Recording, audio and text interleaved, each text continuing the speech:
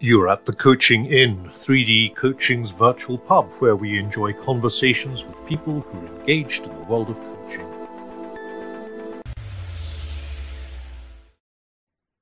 Welcome to this week's edition of the Coaching Inn. I'm Claire Pedrick, and today it's my pleasure to have Michael Bungay Stanier with me. Welcome, Michael. Oh, thank you for having me. I'm excited to be here. Well, our listeners are super excited to have you here, as am I, because I only recommend 4 books ever, and one of them is yours. That's so good. What are the other 3? So we recommend Your Advice Trap. Fantastic. We recommend Listen by Catherine Mannix. Nice. Improv. Catherine Mannix is brilliant. I've interviewed her on my podcast. I've had a glass of wine with Catherine Mannix. She was the first person who introduced CBT, cognitive behavioral therapy, into palliative care. Yeah. And her book, The End in Mind, is brilliant. So I love that you're recommending her stuff. Well, I would love to live down the road from Catherine Mannix. Yep. My dad died, and Catherine's TED Talk was the best thing that supported him and me through that last thing. So she's amazing. So Listen by Catherine Mannix. Improv Your Life by Pippa Evans. Okay, I don't know that one, but I've done improv training, so I probably know some of the basics. So Pippa Evans isn't a coach. Right. Well, neither is Catherine, although I kind of suggest that she is. And then I recommend mine. Of course, that's great. That's a good list. Well, I'm flattered to be on it. Thank you. However, this morning I've just received 5 copies of How to Listen by Oscar Trimboli. I love Oscar, down in Melbourne in Australia, and I blurbed his book, I think, somewhere. Yeah. You did. You blurbed the top of his book, so I'm looking forward to reading that, and that might make it to number 5. He's very wise about the art of deep listening. That's where he's hung his hat, and he's very good at it. Yeah. So one of our listeners in Japan said, you must interview Oscar Trimboli. So I just contacted him and he went, yes, which is Perfect. What you said. So thank you very much for being here. It's a pleasure. So tell us a bit about the story that got you to recognizing how important conversations would be. Well, I live in Canada, Toronto, but I grew up in Australia, and I grew up in a very lovely household, good parents and 2 brothers I mostly liked. But I wouldn't call us a particularly chatty family. Like there's an inner joke about how Stanier men tend to be a bit taciturn, a bit quiet. At the other hand, I've always I've always been a bit of a show off. Apparently as a 3-year-old, I come up to strangers in a supermarket and go, "Hi, I'm Michael. I can hop. Would you like to see me hop?" So I kind of like the spotlight. I love that. And I remember being in a university class. So I was 18 or so, 19, and it was me and my friend Michael Bachelard, and 8 other women. It was an English literature class, and I noticed in a moment that he and I were doing a lot of the talking. And I'm not sure we were mansplaining exactly. That term didn't even exist back then, but we were certainly consuming more than our share of the oxygen. And in part because we were excited and we liked reading and we liked literature and we kind of liked ideas. And it triggered something in me that the next step for me was actually going and training on a youth suicide hotline, something called Youthline, in Australia. And that was the first training for me to understand the power of asking a question, the power of understanding that their first answer might not be their only answer. Their first answer might be at one level and there might be other stuff kind of going on underneath. Just kind of training based on Carl Rogers' work, so Rogerian counseling. And kind of that was it for me. I did that for a number of years in Australia. And then, by the time I finally left, I went to England to study. By the time I finally left university, coaching was just beginning to become a thing. And I noticed that I was in England, so it was a weird Californian thing. So we're like, I don't know, these Californians don't do anything. But that first seed had really been planted with that youth crisis counseling telephone training. That's so interesting, isn't it? Because I think we might be a reasonable similar ages, and of course, my first job was coaching, but I didn't know it was coaching because nobody called it coaching. Right. And then the Americans started talking about coaching. I suspect we're of that generation where we're like, we remember a time when nobody was a coach other than the person blowing the whistle on the sports field. And now, of course, almost everybody's the coach. Exactly. Although I did a podcast with Terry Belf, who in America, and she said that coaching started in Europe. Well, that's interesting. I mean, I know Terry. Well, I don't know her particularly well, but I know her from the very early days of coaching. So there we go. Yeah. That's possible.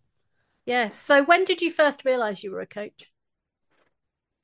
Well, I don't call myself a coach now. I've always been, but I would have said that for a long time I would call myself a facilitator or a teacher, which are adjacent labels, I think, to coaching. If you had to pin me down now, I would call myself a teacher. And then as a kind of core belief in terms of what I bring to the world.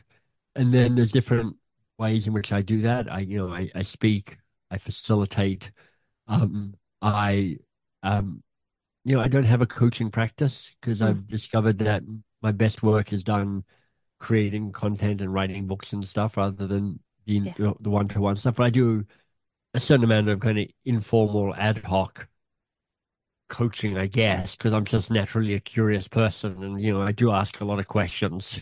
So, but certainly there was a moment when I just, coaching became a thing, and I did my first coach training, early 2001, with CTI, and being a coach felt like a helpful phase to go through, a useful confirmation that the way I showed up in the world was a useful way to show up. Yeah. And the thing I really like about your books, Michael, is that they are really simple and straightforward. Thanks. And that is very opposite to the industry of coaching. Yeah. Well, it actually, part of the reason for writing the book was an irritation that there was a certain amount of kind of woo-woo or abstraction, kind of jazz hands, kind of black box around coaching. And so certainly for the coaching habit and the advice trap, a key part of this was trying to unweird coaching for normal people so that it felt like it was a tool that anybody could use. You didn't have to be qualified as a coach to be more coach-like. So, I know these books have been helpful and successful in the world of coaching, but I really wrote them for people who weren't coaches, but who wanted to bring some of the power of coaching into their everyday life, whether that's as a manager and a leader or as a parent or as some other role. Because it's just a conversation, isn't it? Well, it's just a conversation is a pretty loaded term because it's a conversation where it takes a certain amount of self-management and skill to make it work. But indeed, in the end, it's at its best, it's a great conversation. Yeah. One of the things that I noticed that people really like about your books is that it helps them to see underneath, and it helps them to see the least that they need to do to be able to have these great conversations. Yeah, my design philosophy, not just in my books, but in the programs I design and all the stuff I do, is what's the least I can teach that would be the most useful. So one of the ways we seek to reassure ourselves that we're adding value is by pumping more stuff in. So Absolutely. This is true whether you're coaching or teaching or writing. Like, I'll just add this extra bit. And, at the heart of facilitation and coaching is creating space for the other person to be able to engage in what's there. And that often means you needing to step out of the spotlight, remove some of the content, make it about them rather than about you. And so often the reason content's there is a look at me and I'm adding value. Look at me and I've got a safety net. Look at me and this silence isn't awkward. So it's taken a while to figure this out, but I do a lot of work trying to strip content away so there's space for people to really get it. And also it makes me go, what is the most essential thing for me to talk about or to teach? I absolutely agree with you, because that's also my philosophy, which was why it was such a delight to suddenly come across your work and think, oh, I'm not completely bonkers after all. Well, you might be completely bonkers, but maybe we both are. Yeah, at least we agree on this design principle. Yeah. Yeah, because complexity.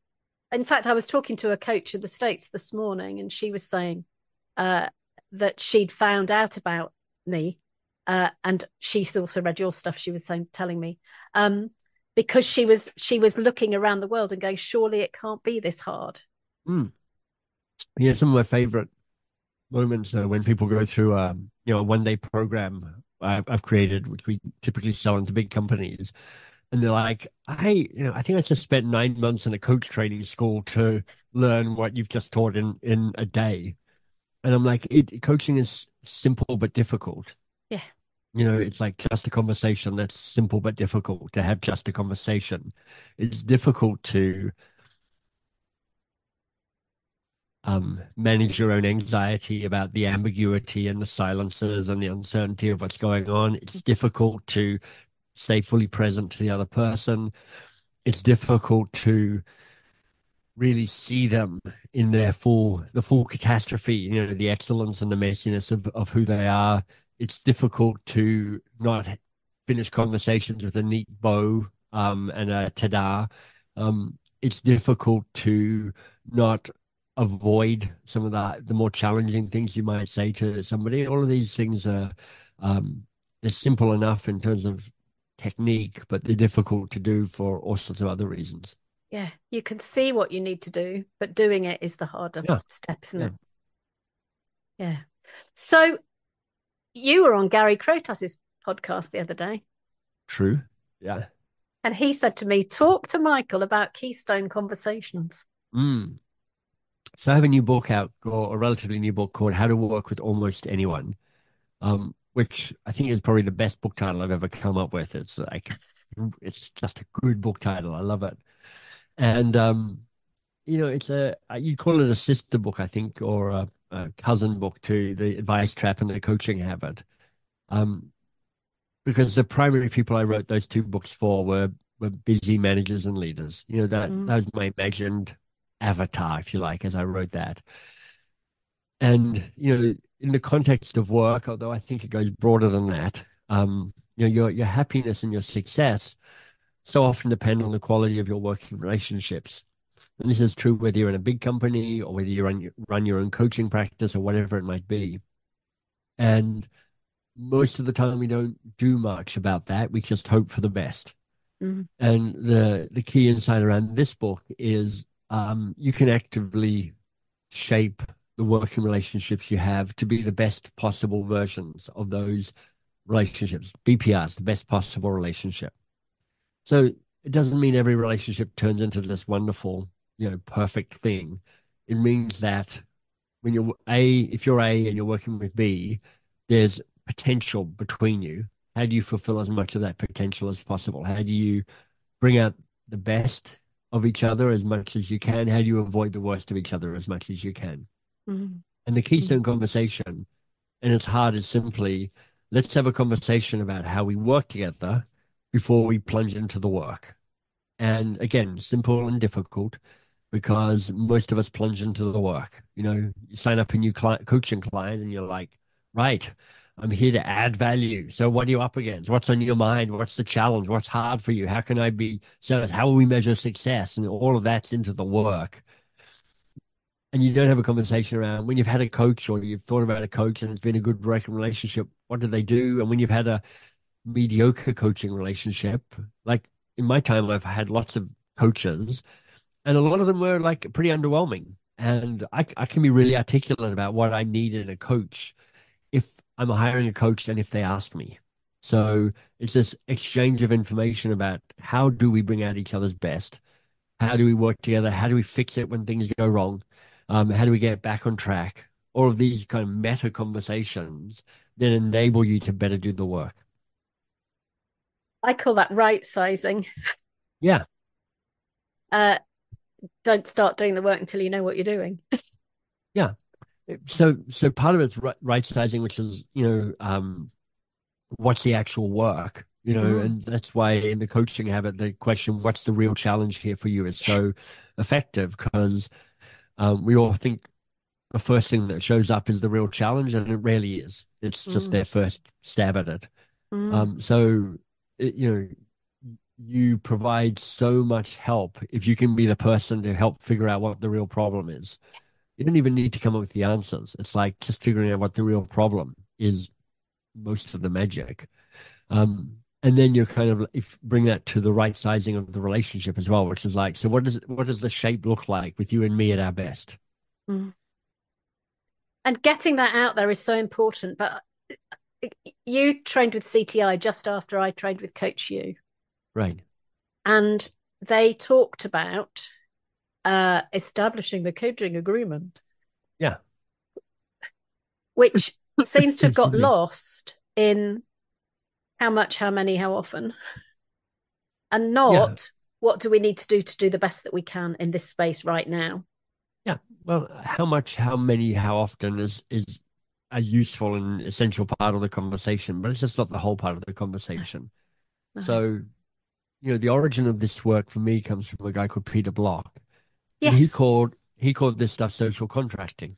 And I social contracting is a bit abstract. It's a bit high level. It's used in other contexts in different ways, so it's a bit confusing. But essentially, it's the same, which is like, how do we work together? And what I like about a contract, this is the thing I like about that phrase, is a contract in legal terms is a exchange of value, an equal exchange of value. You do this thing for me, I give you money. It's an equal exchange of value. And this idea that we're not just figuring out the logistics, but we're actually exchanging the value of who we are and how we want to show up is what gives the relationship the opportunity to flourish. Because, like, if you're a coach, and I know most people listening to this will be coaches or thinking about being coaches, learning how to coach is tricky, and you're training and you're mastering that. But then you have to run a practice. You have to find clients. You have to keep clients. And that's a whole other level of skill.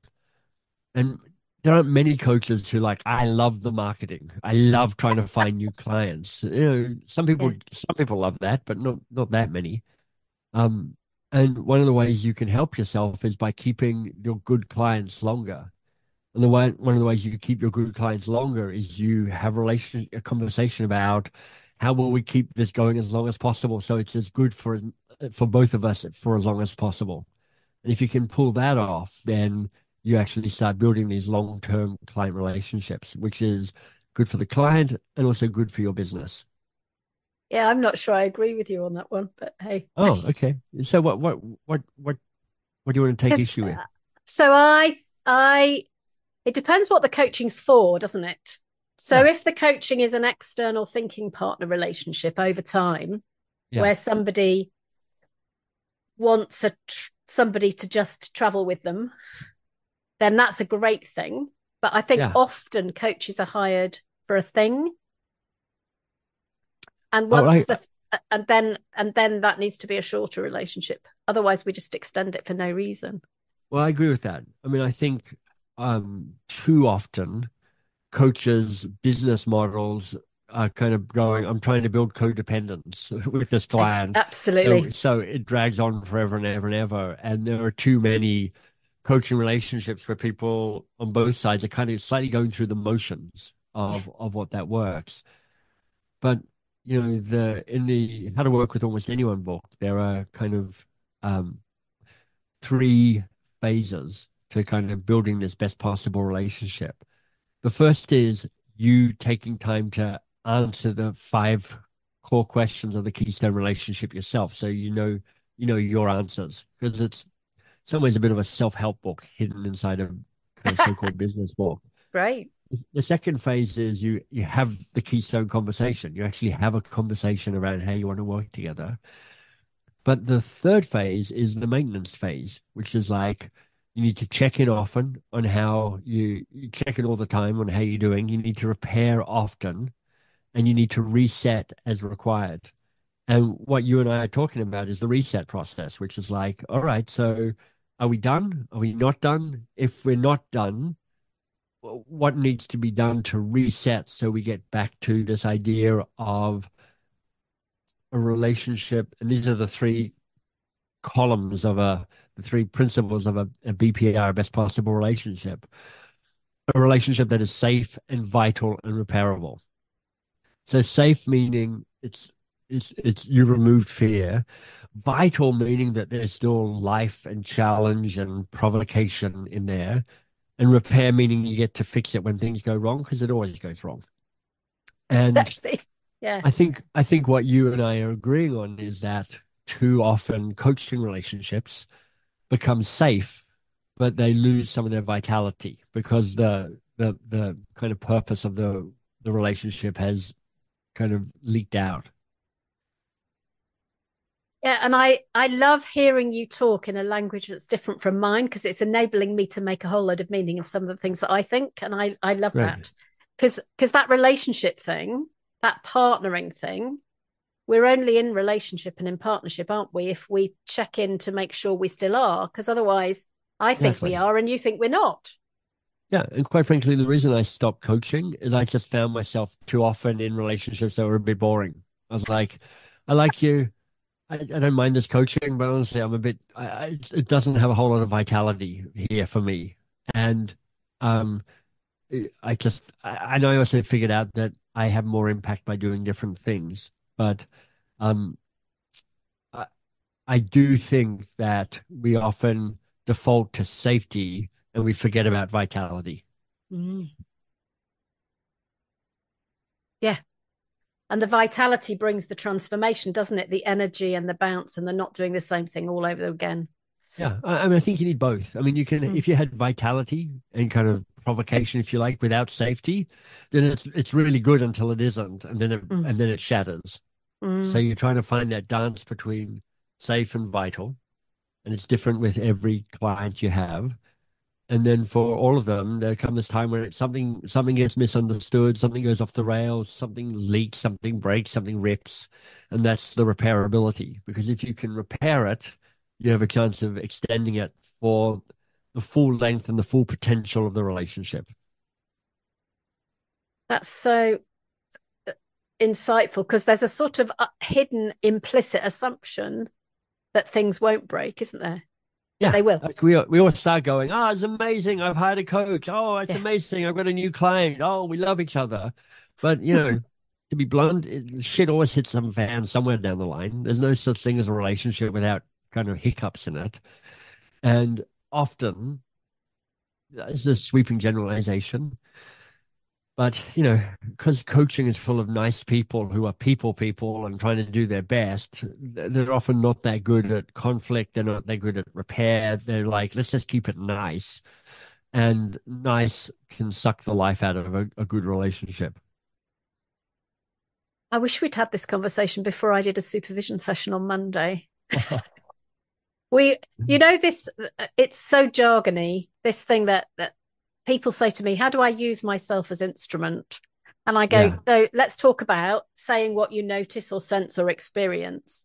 right. But this coach came to supervision, and the question was, she and the person she was coaching had a disagreement. And she said, how do we use the disagreement for learning? And Yeah, I said, it depends on how much you've annoyed them. You know, right, is this about the disagreement is part of the learning, or is it that right, the disagreement is just that something you have done has been experienced by them as being really irritating? right. Because it's not the same thing. No, I mean, I think I would go, look, first of all, how do you use this disagreement to repair the relationship and possibly Mm. re-strengthen it? And then how do you learn from that experience um, so that when it shows up again between the two of you, you're better able to navigate it the second time? And it may be showing you something about what's going on in their working life, but it may actually be showing something about how you're getting on with each other. Yeah, yeah, exactly. Yeah. Yeah, because we were talking about patronizing. You can be really patronizing by accident in those contexts, can't you? That's true. It is. I think it's a real danger with coaching is there's a slight odor of moral superiority sometimes with coaches, which is like, look how advanced I am and how self-aware I am and how open-hearted and open-minded and stuff I am. And all of that is great stuff when you're doing the work and kind of becoming that. But I remember, I mean, this is like 15 years ago or longer perhaps, going to at the time the ICF held these big international conferences and just wandering around going, we all feel very smug here. Like we're all very self-congratulatory about how the sun shines out of various orifices. And one of the attributes I most like is humility.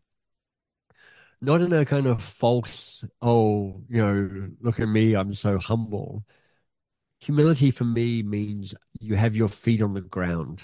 There's actually connection between humility and the word for ground, humus. Yes. And humility for me is knowing both your strengths and your non-strengths, and kind of holding them in balance. Like I think this will sound weird that I'm saying this so assertively, but I think I'm quite humble. I'm confident and humble in that I'm confident about who I am and how I show up in the world and where I think I can best serve. And I'm really clear about all the stuff I'm a bit shit at, and there's plenty of it. Yeah. And we're Yeah. all a bit broken. Yeah. I share that. I often say to friends and colleagues, I can't stand being with coaches because it all feels a bit worthy. Yeah. Yeah. And I think when it feels in a conversation that somebody who's sorted is working with somebody who's not as sorted, the power differential there is massive, isn't it? Yeah, yeah. That's right. And it's it's a metaphor that gets talked about a bit, but the kintsugi metaphor, which is like, porcelain repaired with gold lacquer, and it's like broken but fixed and more beautiful and different. A similar but different metaphor is that scar tissue is the strongest tissue in the human body, which actually isn't true, unfortunately, but it would be great if it was. But, it's like it's our scars and our wounds and our stories of failure that make us more interesting and more useful to the people with whom we're trying to help. And yet there's a fear to disclose that we're not superhuman. Yeah, yeah. I mean, if you listen to this and you're worrying, I'm like, if it's any use, it's a whole lot easier to go, look, I'm probably more screwed up than you are, and I still can ask a good question or two. So yeah, it's a very freeing experience to go, yeah. I'm a bit of a mess. Well, yeah, and I said to a group the other day when I did when I did a coaching session a few weeks ago, which was the worst I've done for a very long time, and they all went. And I went, well, if you're going to do your best work, you're going to do your worst work, right? Yeah, exactly. Yeah, yeah. That's nice. There's a chapter about humility in the new book, The Human Behind the Coach, and that's great. Because we're just trying to get people to recognize that actually this isn't about being perfect or superhuman or special or different. Yeah. That we're one human who facilitates the thinking of another. Yeah. It's the more you can be nuanced in your humanity, the more helpful, just kind of the more real you are to the world. Which is why, coming back to the advice trap, when I say to people what you say about the advice monster, they go, oh, thank goodness. Yeah, exactly. I mean, it's named, it's normal. Often the feedback I've had, and I think this is true, is that some of the what's most useful in my work is I thingify more abstract concepts. So, the advice monster, and there's kind of three of them, if you like: save it, tell it, and control it. They're kind of like a simpler way of understanding some of the kind of deeper ego-driven reasons why we might leap to give advice to protect ourselves, and protect our status and protect our kind of sense of who we are. But when you call it an advice monster and you go, you probably noticed your advice monster. Everyone's like, yeah, I have an advice monster. I'm like, we all have an advice monster. You're in very good company. You're a whole of humanity. Yeah. Yeah. So what's your hope for your work? What do you want it to have done, to do in the future? Well, for years now, I've had a personal mission, and my language is to infect 1 billion people with the possibility virus. Oh, wow. That was better language before COVID, and we had a virus. Yeah. But if you want to kind of unpack that, 1 billion people is an impossibly large number, but it speaks to kind of me thinking about scale of impact. The virus idea is that it can spread without me. So it's about putting ideas into the world, and I don't need to be known for them. I don't need to be the hero. I don't need to be the guru. If people discover the 7 questions from the coaching habit and they don't know them from me, that's fine by me. And then the possibility virus, what that means is to help people make braver choices. It comes down to kind of man's search for meaning, which is like, in the moment we have a choice. It's helping people see that they have choices and help them make the braver choice. So that they get to kind of unlock the best of who they are, unlock their own greatness. So, that's the kind of the ripple effect that I'm trying to have in the work that I do. And I also don't think too much about it, because my job is to take my best guess at the next project that is my best contribution to that bigger game, and then put it out in the world. And some things spread and some things don't spread as much. And